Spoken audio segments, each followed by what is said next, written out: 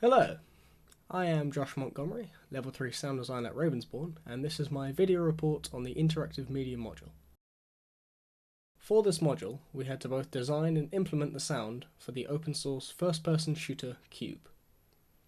For sound design, I'll be using Ableton Live 9, and implementation Audio Kinetics Wise.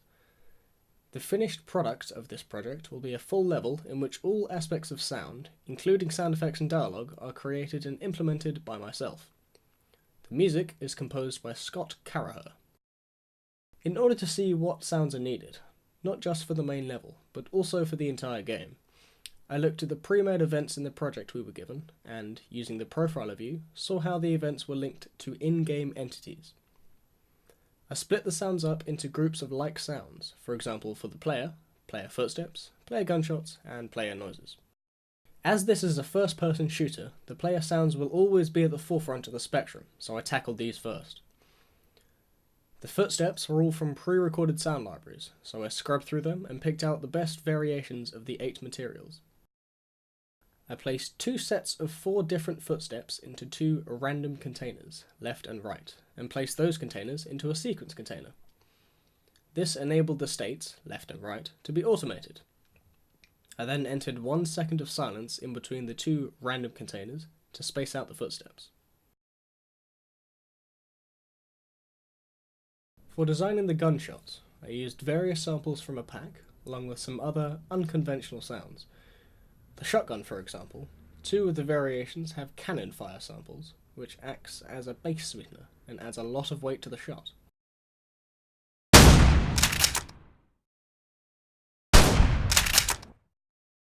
As there is no reload event for any weapon, a reload sample was timed and mixed into each sample that needed it. To keep the shotgun, rifle, and punches from becoming stale and predictable, 4 variations have been placed into a random container set to shuffle. My favourite gunshot sample, however, is the rocket launcher. It has its own actor mixer, as it is composed of 3 different sounds from the 3 elements of the rocket: launch, thrust, and explode. There is also another element in the launch: the barrel spinning. For this, I have made a heavily affected bass note with an LFO which is timed in with the launch sample. Also, the pitch of all weapon shots is randomized between 2 points to keep it fresh. The majority of the monster noises and player noises were all recorded in the studio at Ravensbourne. Using a variety of different vocal techniques, I captured the grunt, pain, and death noises of the monsters. Worthy of note is the rhino sounds.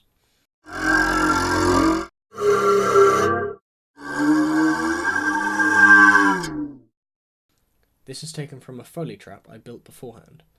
I used vocal processing and modulation, such as EQ, chorus, and pitch shifting, to tidy up the samples and fit them to the monster's different sounds.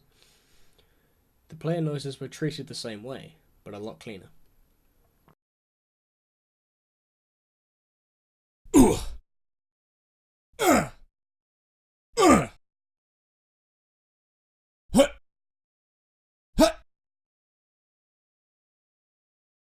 The voice over the intercom in DCP The Core, the level we were designing for, was recorded without any effects, then treated with chorus, pitch shifting, and a resonator pitched to D, all in 2 send tracks.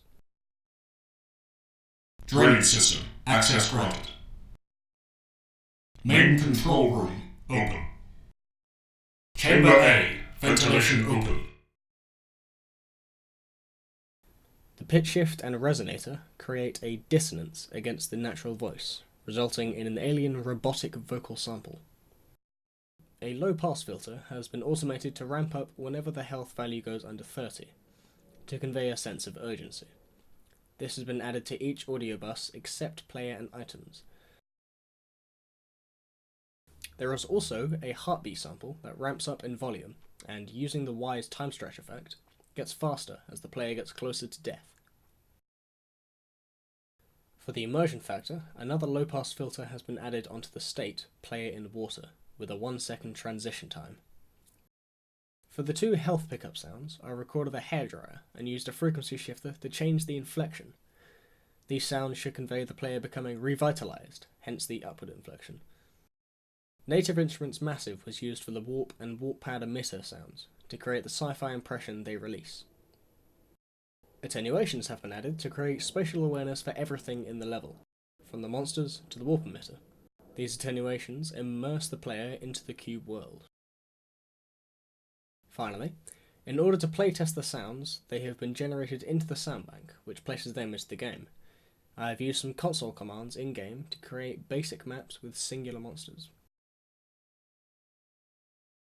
Thank you for listening, and I hope you enjoyed this video report on Cube. Intruder alert! Intruder alert! Intruder alert! Intruder alert!